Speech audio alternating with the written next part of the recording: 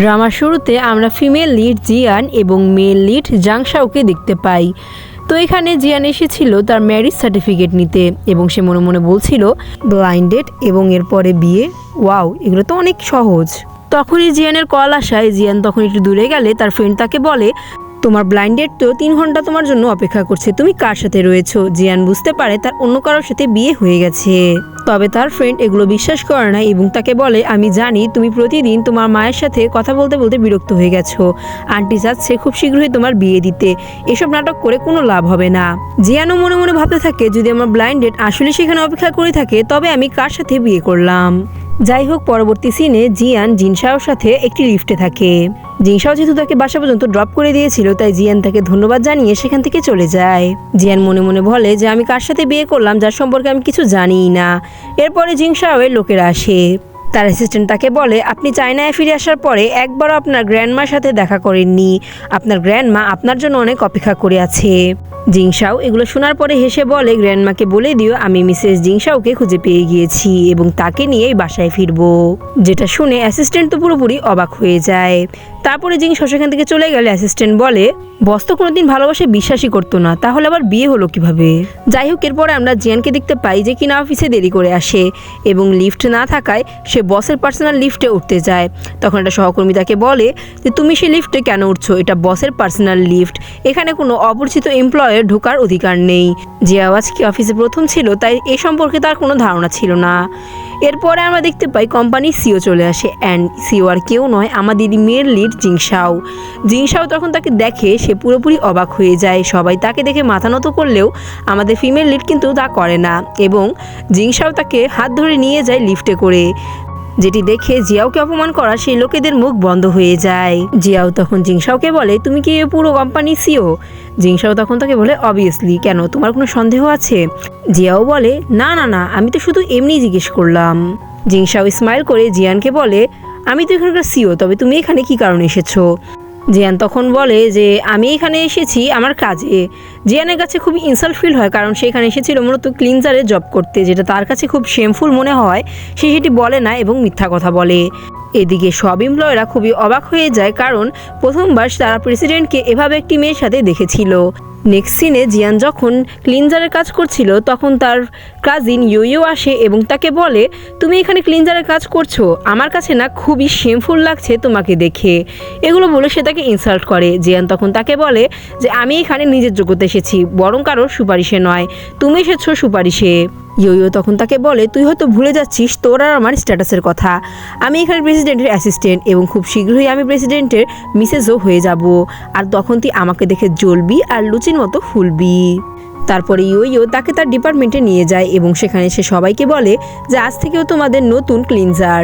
তো তাকে এইভাবে দেখে সব লোকেরা একটু পরপরই ফরমাশ করতে থাকে, যেমন কেউ বলে কফি দিতে, কেউ বলে ড্রিঙ্কস দিতে।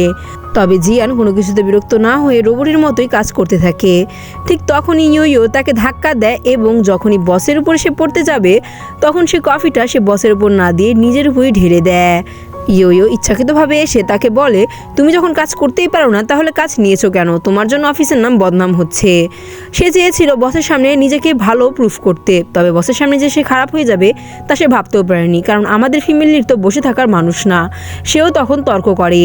ইয়ো জিংশাওকে বলে, স্যার ও আমার কাজিন, ও এখানে ক্লিনজারে জব করতে আসলেও তার কোনো কাজের ধারণা নেই এবং আপনি তাকে বের করে দেন। জিংশাও তখন তার কথাগুলো শুনে রেগে যায়।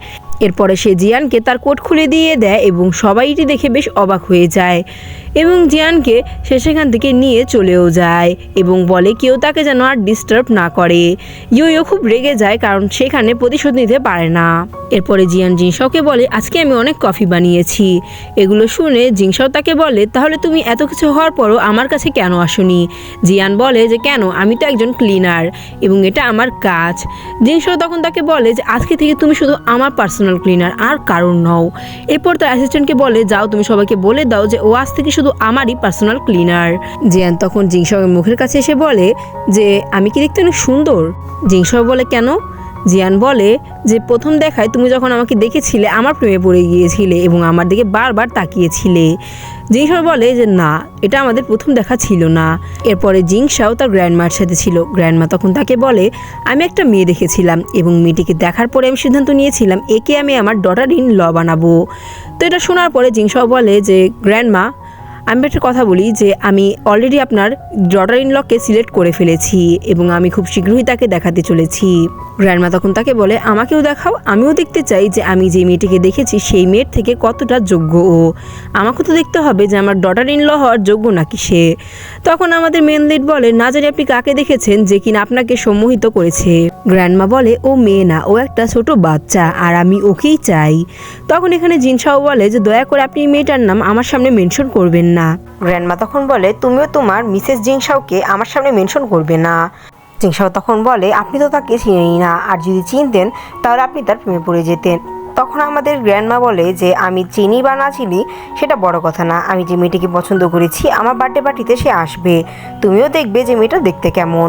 জিংশাও এগুলো সহ্য করতে না পেরে সেখান থেকে চলে যায়। এদিকে জিয়ান অনেকগুলো গাজর নিয়ে গ্র্যান্ডমা বাসার সামনে দাঁড়িয়ে থাকে এবং বলে গ্র্যান্ডমা এত বড় বাসায় থাকে। ফ্ল্যাশব্যাকে আমরা দেখতে পারি গ্র্যান্ডমা একটি মলে যায় এবং সেখানে টাটকা গাজর না থাকায় সে গাজর নিতে পারে না। তারপরে গ্র্যান্ডমা খুব ডিসস্যাটিসফাই হয় এবং একটি ডাস্টবিনের সামনে যায় এবং সেখান থেকে কি জানি কুড়িয়ে পড়তে থাকে। জিয়ানের মনে হয় গ্র্যান্ডমা খুবই দরিদ্র এবং তাই সে মায়া করে গ্র্যান্ডমাকে একটি জায়গায় নিয়ে যায় এবং তার সাথে লাঞ্চ করায় এবং লাঞ্চ করানোর সময় সে তাকে বলে যে আমি আপনার জন্য একটা সুন্দর উপহার নিয়ে আসবো আপনার বার্থডেতে, যা দেখে আপনি পাগল হয়ে যাবেন। গ্র্যান্ডমা তার কথা শুনে বেশ খুশি হয় এবং প্রেজেন্টে জিয়ান সেই গাজরগুলো নিয়ে বাসায় দাঁড়িয়ে থাকে। তখন আমরা জিয়ানের এক্স বয়ফ্রেন্ডকে দেখতে পাই যেখানে এসে বলে ও দেখো তো আমার এক্স গার্লফ্রেন্ডের অবস্থা এখন কীরকম, এখন ফুড ডেলিভারির কাজ শুরু করে দিয়েছে। জিয়ান বলে আমি কোনো ফুড ডেলিভারি কাজ করি না, আমি এখানে আমার ফ্রেন্ডের সাথে দেখা করতে এসেছি। তখন তারা দুজন মজা নিয়ে তাকে বলে যে নিশ্চয়ই তোমার ফ্রেন্ড এখানে কোনো সিকিউরিটি গার্ড। একথা বলে তারা দুইজন তাকে অনেক অপমান করতে শুরু করে। তখনই সেখানে গ্র্যান্ডমার দেওয়া একজন লোক আসে যার সামনে তার এক্স বয়ফ্রেন্ড এবং তার এক্স বয়ফ্রেন্ডের গার্লফ্রেন্ড দুইজন খুব নত হয় এবং বলে আমরা গ্র্যান্ডমার সাথে দেখা করতে এসেছি এতগুলো গিফট নিয়ে। গ্র্যান্ডমার পাঠানো লোকটি বলে গ্র্যান্ডমা আজকে কারোর সাথে দেখা করবেন না। তখন জিয়ান বলে আমিও দেখা করতে এসেছিলাম। তার বয়ফ্রেন্ডের এক্স গার্লফ্রেন্ড বলে তুমি কি পাগল, আমরা এতগুলো গিফট নিয়েও গ্র্যান্ডমার সাথে দেখা করতে পারছি না, আর তুমি কি মনে করছো তোমাকে দেখা করতে দিবে? ঠিক তখন সেখানে গ্র্যান্ডমা পাঠানো লোকটি বলে আপনি অবশ্যই আসতে পারেন, গ্র্যান্ডমা আপনাকে আসতে বলেছে। যেটা শুনে সবাই বেশ অবাক হয়ে যায়। জিয়ান যাওয়ার আগে তাদেরকে ভেঙচি দেখিয়ে সেখান থেকে চলে যায়। এরপরে জিয়ান গ্র্যান্ডমার বাসায় যায় এবং গ্র্যান্ডমাকে বলে গ্র্যান্ডমা আপনি তো অনেক রিচ, তাহলে সেদিন সেল থেকে কেন ক্যারট কিনছিলেন? গ্র্যান্ডমা হেসে বলে আরে আমি তো একটা মেয়ে এবং মেয়ে হিসেবে সেলে কেনার সুযোগ কেই না হাতছাড়া করে। এরপরে গ্র্যান্ডমা তাকে বলে তোমার হাতে থাকা ক্যারটগুলো কি আমার জন্য? জিয়ান তখন বলে আমি তো আপনার জন্য এগুলো নিয়ে এসেছি নিজের ক্ষেত থেকে। যেগুলো শুনে গ্র্যান্ডমা অনেক বেশি খুশি হয়ে যায় এবং তাকে বলে এবার আমার পক্ষ থেকেও ছোট্ট একটা উপহার নাও তুমি। তারপরে গ্র্যান্ডমা তার সার্ভেন্টদের ডাক দেয় এবং সার্ভেন্টরা সেখানে পুরো একটা শপিং মলই নিয়ে আসে। জিয়ান তখন বলে যে সরি গ্র্যান্ডমা, আমার পক্ষে এগুলো নেওয়া সম্ভব নয়। গ্র্যান্ডমা বলে আরে পাগলি, তোমাকে এগুলোর মধ্যে একটা হলেও নিতে হবে। জিয়ান তখন বুঝতে পারে না সে কী নিবে এবং খুঁজতে থাকে সেখানে সব থেকে দামি এবং সব থেকে চিপ জিনিস কোনটা। তার তখন মনে হয় সেখানে একটা সিলভার রিং পড়ে আছে এবং সেই সিলভার রিংই হয়তো সবচেয়ে চিপ জিনিস, তাই সেখানে সবচেয়ে চিপ জিনিস হিসেবে সেই সিলভার রিংটিকে নেয়।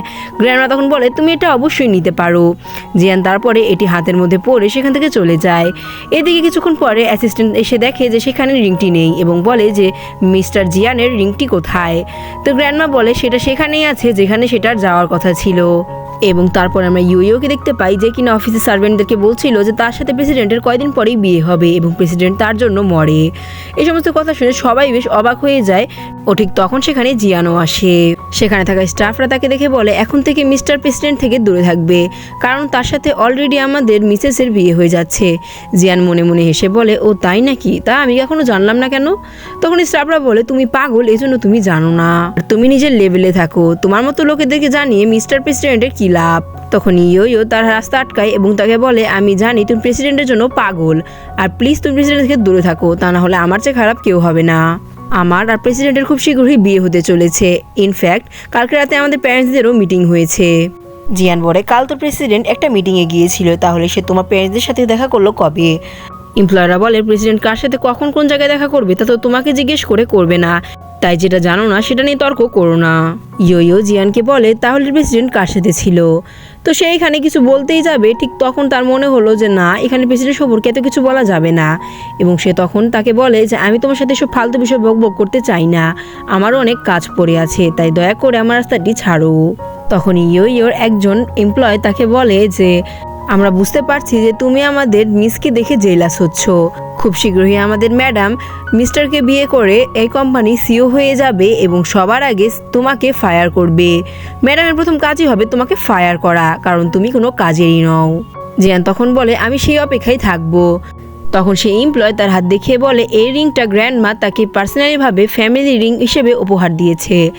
জিয়ান এটি দেখে বলে এই রিংটা দেখে তো আমার খুব চেনা চেনা মনে হচ্ছে। তারপর তার মনে পড়ে যে সে গ্র্যান্ডমার বাসা থেকে সে রিংটা নিয়ে এসেছিল। সে রিংটা দেখিয়ে বলে দেখো এরকম সেম রিং আমার কাছেও আছে। এগুলো দেখে সে বেশ অবাক হয়ে যায় এবং বলে নিশ্চয়ই তোমারটা ফেক।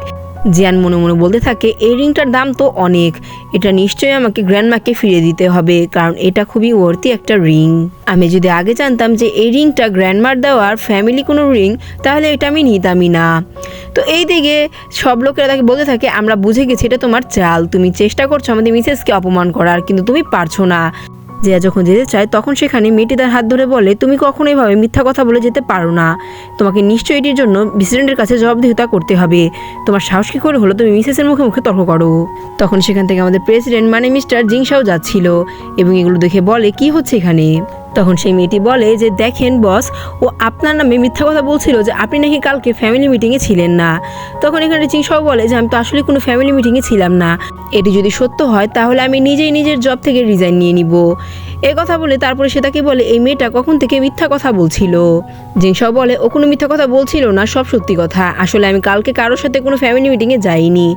জিয়ান বলে আমি তো আগে থেকেই বলছিলাম, তাও ওরা আমার সাথে আর্গুমেন্ট করছিল। তারপরে সেই মেয়েটি ইয়োর কাছে যায় এবং বলে প্লিজ আমাকে বাঁচান, আমি আপনার জন্য নিজের চাকরি পর্যন্ত বাজি ধরতে রাজি হয়েছি, আমার চাকরি বাঁচিয়ে নিন। তবে এখানে সে বলে আমি এগুলো কখন বললাম, সব তো তোমার দোষ, তুমি এখানে নাটক করছো, আমি কিচ্ছু বলিনি, আর এখানে আমার কোনো হাতও নেই। তারপরে জিংশাও সেই মেয়েটিকে বলে তোমার স্যালারি তোমাকে দিয়ে দেওয়া হবে, তুমি চলে যেতে পারো। তখন সেই মেয়েটি তার কাছে ক্ষমা চেয়ে বলে প্লিজ বস আমাকে ক্ষমা করে দিন, আমার ক্ষেত্রে আর এই ভুল কখনোই হবে না। তখন সেখানে সেই মেয়েটি বলে যে বস আপনি আমার উপর কেন দোষ চাপিয়ে দিচ্ছেন, এই মেয়েটা অনেক বড় প্রতারক, এই মেয়েটা আপনার ফ্যামিলি রিং নামে একটা ফ্রড রিং নিয়ে এসে বলছে এটি নাকি আপনার গ্র্যান্ডমা তাকে দিয়েছে, এটা তো কোনোদিন সম্ভবই না। তারপর সেই ইয়োর হাত দেখিয়ে বলে যে এটা আসল রিং যেটা গ্র্যান্ডমা আমাদের মিসেসকে দিয়েছিলেন, আর তাও সেই মেয়েটি বলছে এটা নাকি ফেক রিং। আর এদিকে ইয়ো তখন বলে যে এটা আমাকে গ্র্যান্ডমা দিয়েছে আর এই রিংটা সম্পর্কে আমি জানি, আর যেটা জিয়ানের কাছে আছে ওটা ফেক রিং, আমার কাছে আসল রিং আছে। এবং মনে মনে সে বলতে থাকে এখানে তোর গ্র্যান্ডমা নেই, তাই কেউ জানতেও পারবে না যে আমি এখানে মিথ্যা কথা বলছি। জিংশাও এই রিং দেখে বলতে থাকে যে এ হয়তো সেই মেয়েটা যাকে কিনা গ্র্যান্ডমা তার জন্য সিলেক্ট করেছে। তখনই অফিসে গ্র্যান্ডমা আসে এবং তখন সে ইয়োকে জিজ্ঞেস করে তুমি এই রিংটা কোথা থেকে পেলে? ইয়ো বলে আমি কোনো কুত্তা বিলাইকে এ বিষয়ে কোনো কৈফিয়ত দিতে চাচ্ছি না, আর আপনি কে? একথা শোনার পরে সবাই অবাক হয়ে যায় এবং এখানে জিংশাও বলে তুমি কি তাকে আসলেই চিনো না? তখন অ্যাসিস্ট্যান্ট বলে না আমি তাকে চিনি না।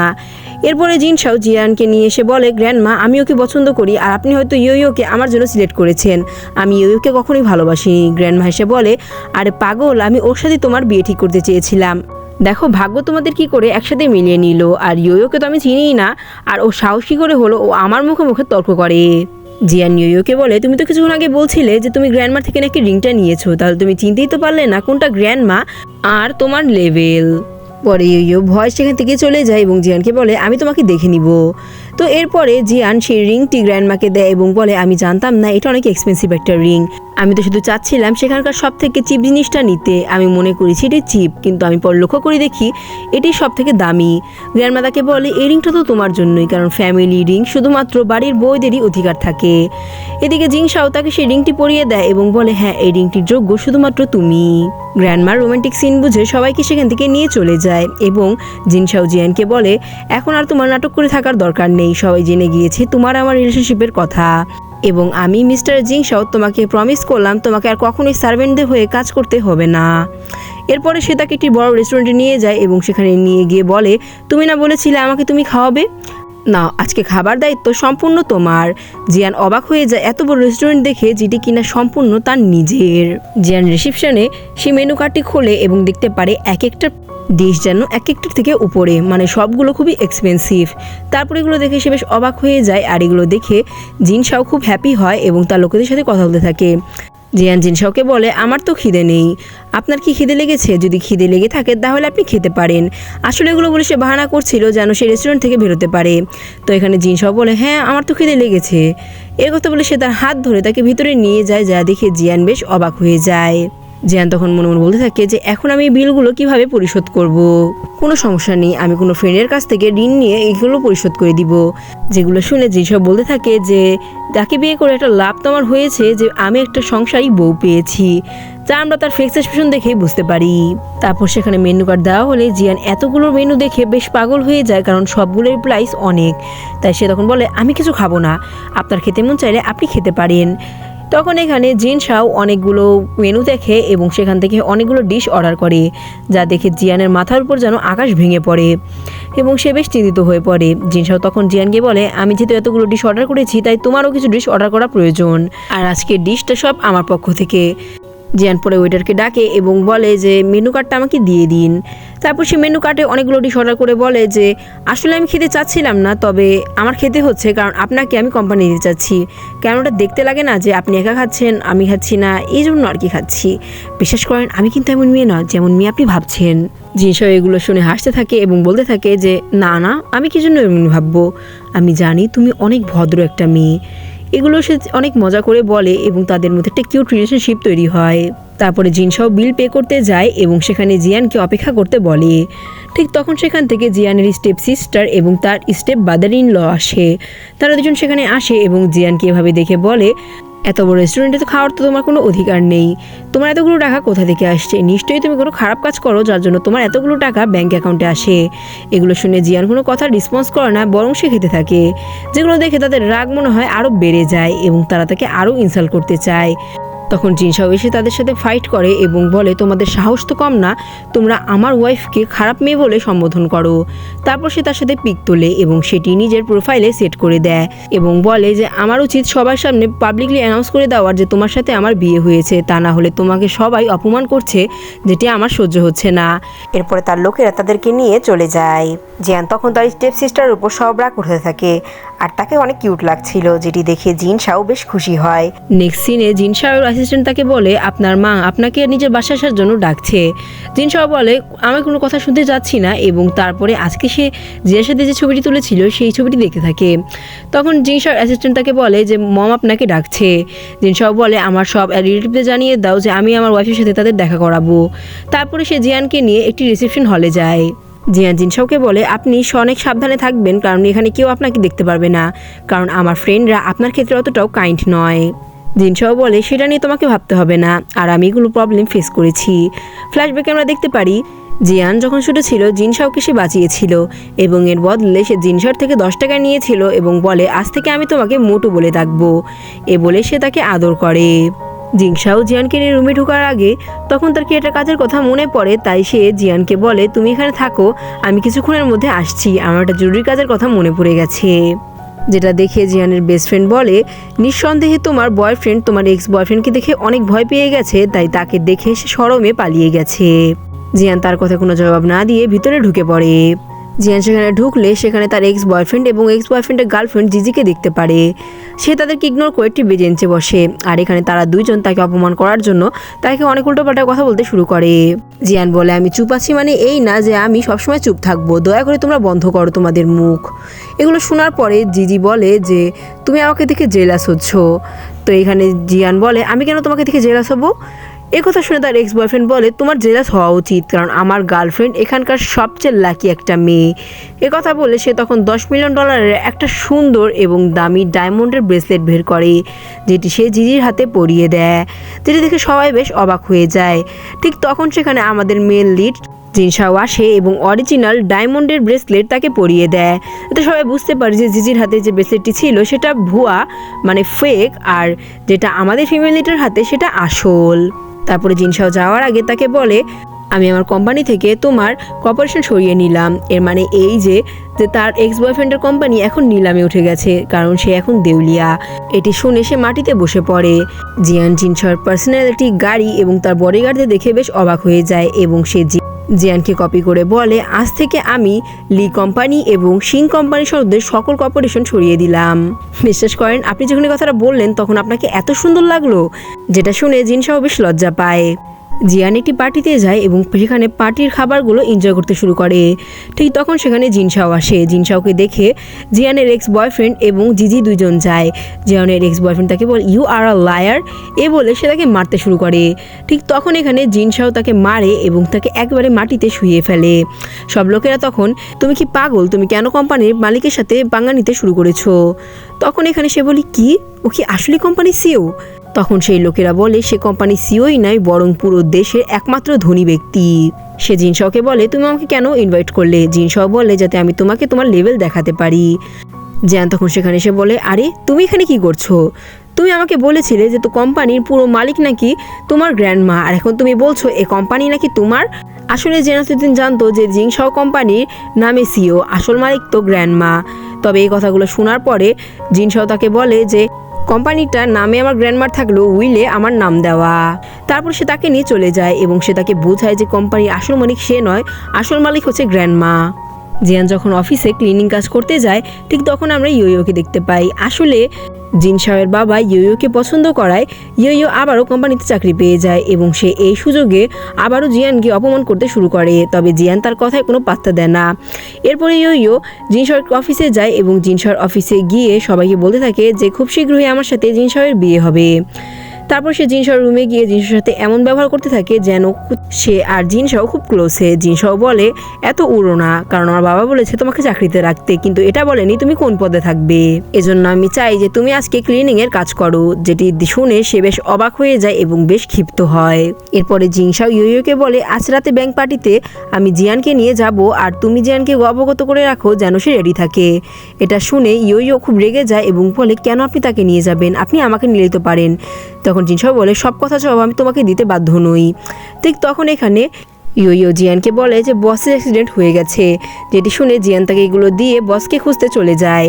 আর এদিকে আমরা জিনশাওকে দেখতে পাই যে কিনা জিয়ানের অপেক্ষায় বসে থাকায় তখন ইয়ো তাকে বলে যে যেহেতু জিয়ান আসেনি তাই আমাকে নিয়ে যেতে পারেন, তবে সে তাকে নেয় না।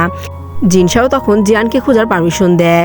এদিকে জিয়ান জিনশাওকে খুঁজতে থাকে। ঠিক তখন জিনশাওয়ের অ্যাসিস্ট্যান্ট তাকে হাত দিয়ে ইশারা করায় সে জিনশাওয়ের অ্যাসিস্ট্যান্টের সাথে দেখা করে। জিয়ান জিনশাওয়ের অ্যাসিস্ট্যান্টকে অনেক প্রশ্ন জিজ্ঞেস করতে থাকে। জিনশাওয়ের অ্যাসিস্ট্যান্ট বলে, আমি যত কিছু জানি না, বস আমাকে বললো আপনাকে খুঁজে বের করতে। তখন সে বলে, আপনার পিছনেই বস আছে, আপনি বসকে জিজ্ঞেস করে দেখেন। তারপর সে জিয়ানকে দেখতে পারে এবং জিয়ান এবং জিনশাও দুইজন একে অপরকে দেখে বলে, তুমি এখানে কি করছো? জিয়ান তখন জিনশাওকে বলে, আমার আপনাকে নিয়ে বড় চিন্তা হচ্ছিল, কারণ আমাকে ইয়ো বলেছে আপনার নাকি অ্যাক্সিডেন্ট হয়েছে। আমি সে সকাল থেকে আপনাকে খুঁজছিলাম। একথা বলার পরে জিয়ান সেখানে অজ্ঞান হয়ে যায় এবং জিনশাও তাকে কোলে করে গাড়িতে করে তার বাসায় নিয়ে যায় এবং তার অ্যাসিস্ট্যান্টকে বলে যে কেউ যেন সম্পর্কে কিছু না জানে এবং তার ইম্পর্টেন্ট মিটিং সে ক্যান্সেল করে। সে আরও বলে, আই নো যে তারা এই বিষয়ে কোনো কষ্ট পাবে না। তারপর সে জিয়ানকে তার বাসায় নিয়ে যায় এবং সারা রাত জিয়ানের সেবা করে। জিয়ানের সকালে ঘুম ভাঙলে জিয়ান তখন নিজেকে এই ব্যবহারে আবিষ্কার করে এবং তাকে বলে, আমার কি হয়েছিল? জিনশাও বলে, তুমি অজ্ঞান হয়ে গিয়েছিলে, তাই আমি তোমাকে আমার বাসায় নিয়ে আসলাম। জিয়ান বলে, আরে না, আমার মা যদি জানতে পারে আমি সারা রাত এখানে ছিলাম, আমার মা তোমাকে মেরেই ফেলবে। তারপরে সে বাহিরে যায় এবং আমরা জানতে পারি যে জিয়ানের বাসায় যে জায়গায় জিনশাওর বাসাও সেই জায়গায়, মানে দুজনের বাসা সেম জায়গায়। তাই জিয়ান জিনশাওকে ভিতরে ডেকে এবং তাকে বলে যে আমি এখানে যেতে পারবো না, কারণ আমার মা যদি আমাকে দেখে তাহলে আমার মা আমাকে মেরে ফেলবে। জিনশাও বলে, কি হলো? জিয়ান বলে, এক তো আমি পুরো রাত বাসায় যাইনি, তার মধ্যে যদি একটা ছেলের রুম থেকে এভাবে বের হই, মা তো আমাকে মারতে মারতে মেরেই ফেলবে। তারপর সে যখন দেখে তার মা রুমে ঢুকেছে তখন সে বাসায় যায়। জিয়ানের মা কালকে রাতের কথা জিজ্ঞেস করলে জিয়ান বলে, কালকে রাতে আমি ওভারটাইম করছিলাম, তাই আমি আসতে পারিনি। তো এই কথা শোনার পরে তার মা বলে, ঠিক আছে তাহলে তুমি খেতে আসো। জিয়ান তারপরে তার মায়ের সাথে ব্রেকফাস্ট করতে শুরু করে এবং তার মাকে খেতে খেতে বলে, মা তুমি কি কখনো জিনশাওকে অ্যাকসেপ্ট করবে? মা তখন বলে, কোন জিনশাও? সেন ফ্যামিলির বড় ছেলে জিনশাও? তখন সে বলে, হ্যাঁ সেই জিনশাও। জিয়ানের মা বলে, ওকে কে চিনে না? আর জিনশাওকে পাওয়া তো একেবারে সোনার পুতুল হাতে পাওয়ার মতো। যদিও আমাদের লেভেল এতটাও হাই নয় যে সেখানে তোমার বিয়ে দেওয়ার, কারণ আমার খুব ইচ্ছা এরকম ছেলে যেন আমার মেয়ের জামাই হোক। জিয়ান বলে, যদি আমি বলি সে আমার হাজবেন্ড? একথা শোনার পরে জিয়ানের মা তার মাথার উপর হাত দিয়ে বলে, তোর কি জ্বর আসলো নাকি? হুট করে কি সব কথা বলছিস? জিয়ানের মা বলে, ও তো একটা প্রিন্স, ও কি জন্য আমাদের বাসায় আসবে? জিয়ান তখন বলে যে, তাহলে কি আমি অসুন্দর? যে কথা শোনার পরে সে মুখ ফুলিয়ে বসে থাকে।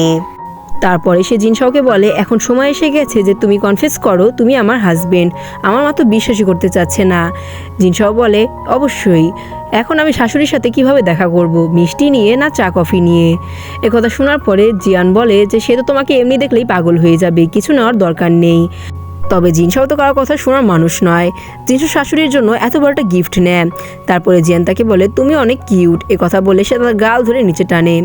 Egg is just a number, এই ড্রামাটা না দেখলে বোঝাই অসম্ভব। তাদের এই কিউট মুভমেন্ট দেখে সব গার্ডসরা মাথা নিচু করে দাঁড়িয়ে থাকে। ঠিক তখনই লিফটের দরজা খুলে যায় এবং তার মা তার মেয়ে এবং মেয়ের জামাইকে দেখে বেশ শকড হয়ে যায়। এরপরে সে কী করবে কিছুই বুঝতে পারে না। তারপর আমরা জিয়ানের বাসার সিন দেখতে পাই। জিয়ান তারপর তার মাকে বলে, আমরা দুজন একে অপরকে অনেক ভালোবাসি, দয়া করে আমাদের রিলেশনশিপটা অ্যাকসেপ্ট করো এবং আমরা বিবাহিত। একথা শোনার পরে তার মেয়ে বেশ অবাক হয়ে যায় এবং তাকে বলে, এই রিলেশনশিপটা কখনোই সম্ভব নয়, কারণ আমাদের স্ট্যাটাস এদের স্ট্যাটাসের সাথে কখনোই মিলবে না। তখন সেখানে জিনশাও এবং জিনশাওয়ের গ্র্যান্ডমা আসে। জিনশাওর গ্র্যান্ডমা তার হাত ধরে বলে, আমি আপনারই রিলেটিভ। তারপরে তারা সবাই তাদের গিফট নিয়ে হাজির হয় এবং এক্সপেন্সিভ গিফট দেখে জিয়ানের মা কী বলবে কিছুই বলতে পারে না। এদিকে আমরা গ্র্যান্ডমাকে দেখতে পাই যে কিনা বলছিল যে, আজকে আমি আপনার থেকে আপনার সবচেয়ে দামি জিনিস নিতে এসেছি, মানে আমি জিয়ানের হাত নিতে এসেছি। আমি চাই ওকে আমার একমাত্র নাতনি বউ হিসেবে নিয়ে যেতে। জিয়ানের মায়ের তো বিশ্বাসই হচ্ছিল না যে এত বড় একটা ধনী পরিবারের লোকেরা তার বাসায় এসেছে। তারপরে জিনশাও তার সব প্রপার্টি দেখিয়ে বলে, একটা প্রপার্টিও আমি কোনো ঘুষ থেকে নিইনি, সকল প্রপার্টি আমার নিজের কষ্টে গড়ে তোলা। যেগুলো দেখে জিয়ানের মায়ের চোখে পানি চলে আসে এবং সে বুঝতে পারে সব ধনীরা খারাপ হয় না। তারপরে সেটা পেন্টিং বের করে বলে যে, আমাকে জিয়ান বলেছিল আপনার পেন্টিংয়ের অনেক শখ, তাই আমার যেটা ভালো মনে হয়েছে আমি সেটাই নিয়ে এসেছি। জিয়ানের মা যখন সূর্যমুখীর পেন্টিং দেখতে পারে তখন সে পাগল হয়ে যায়, কারণ তার সবচেয়ে প্রিয় ফুল ছিল সূর্যমুখী। তারপর এখানে দেখতে পারি জিয়ানের মা নিজের মেয়েকে তাদের হাতে তুলে দেয়, যা দেখে সবাই বেশ খুশি হয়ে যায়। তারপরে গ্র্যান্ডমা জিয়ার মাকে বলে যে, আমরা তো অলরেডি তাদের বিয়ে করিয়ে ফেলেছি, শুধু একটা গ্র্যান্ড ওয়েডিংয়ের প্রয়োজন। তারপরে জিয়ানের বেস্ট ফ্রেন্ড বাসায় এসে সে পেন্টিং দেখে বলে, এই পেন্টিংয়ের দাম কত তুই হয়তো জানলে অবাক হয়ে যাবি। এই পেন্টিং অরিজিনাল এবং এই পেন্টিংয়ের দাম $1 বিলিয়ন। যাতে তারা সবাই অবাক হয়ে যায় এবং বুঝতে পারে যে তারা ঠিক কত রিচ ফ্যামিলির সাথে নিজের মেয়ের বিয়ে দিচ্ছে। নেক্সট সিনে জিয়ান কোনো কাজে বাইরে বের হয় এবং বাইরে বের হওয়ার পরে সেখানে তাকে তার এক্স বয়ফ্রেন্ড ধরে এবং তাকে বলে যে, আমি এখন দেউলিয়া হয়ে গিয়েছি, প্লিজ আমাকে ছেড়ে চলে যেও না, আমি চাই তুমি আর আমি যেন আবার নতুন করে সংসার শুরু করি। এগুলো শোনার পরে জিয়ান বলে, তুমি তোমার মুখ বন্ধ করো, কারণ আমি অলরেডি বিবাহিত আর আমি তোমার সাথে কোনো কথা বলতে চাচ্ছি না। কিছুদিন পরে আমাদের গ্র্যান্ড ওয়েডিং রয়েছে, আমার কাজ রয়েছে, আমাকে ছাড়ো। তবে তার বয়ফ্রেন্ড তাকে বলে যে, না, আমি চাই তুমি আমার সাথে যেন আবারও সব কিছু ব্যাকআপ করো, কারণ আমি তোমাকে ছাড়া পুরোপুরি নিঃস্ব। আর সেদিনকার জন্য সে তার কাছে ক্ষমা চায়। তবে জিয়ান বলে, এখন অনেক দেরি হয়ে গেছে আর আমি তোমার সাথে কোনো রিলেশনশিপ রাখতে পারবো না। তারপরে তার এক্স বয়ফ্রেন্ড তার সাথে জোর জবরদস্তি করতে চায়। ঠিক তখন তাকে বাঁচাতে আসে আমাদের মেল লিড, মানে তার হাজবেন্ড মিস্টার জিংশাও। সে রেগে বলে, এত কিছু বড় তোমার শিক্ষা হয়নি, আর একবার যদি তুমি তাকে টাচ করতে আসো তোমার হাত আমি কেটে এখানেই ফেলে দিব। জিয়ান বলে, আমি তোমাকে এক ফোঁটাও ভালোবাসি না, আমি আমার হাজব্যান্ডকে ভালোবাসি এবং আমার হাজব্যান্ডের সাথে আমি একটা ফিউচার প্ল্যান করছি যেটা কিনা অনেক ব্রাইট, তাই দয়া করে আমাদের পথে এসো না। গাড়িতে জিংশাও জিয়ানকে বলে, তুমি নাকি আমার সাথে ফিউচার প্ল্যান করো, কই আমাকে দেখলে তো তুমি ঠিকই লুকিয়ে বেড়াও। এগুলো শুনে জিয়ান বলে, আরে না না না, আমি এটা মিন করতে চাইনি, তুমি যেটা মিন করছো। তবে আমাদের মেন লিড তো আর থামার পাত্র না, সে ঠিকই বারবার তাকে চেঁচাচ্ছিল। আর এগুলো শুনে জিয়ান বেশ লজ্জায় পড়ে যায় এবং বলে, ওহ প্লিজ আমার সাথে আর বলো না। এই হ্যাপি এন্ডিংয়ের মাধ্যমে আমাদের আজকের ড্রামাটি এখানে শেষ হচ্ছে। গল্পটি ভালো লাগলে ভিডিওটিকে লাইক করে চ্যানেলটিকে সাবস্ক্রাইব করে আমাদের পাশে থাকবেন এরকম নিত্য নতুন ড্রামা মুভিস পেতে। ধন্যবাদ সবাইকে এতক্ষণ পাশে থাকার জন্য।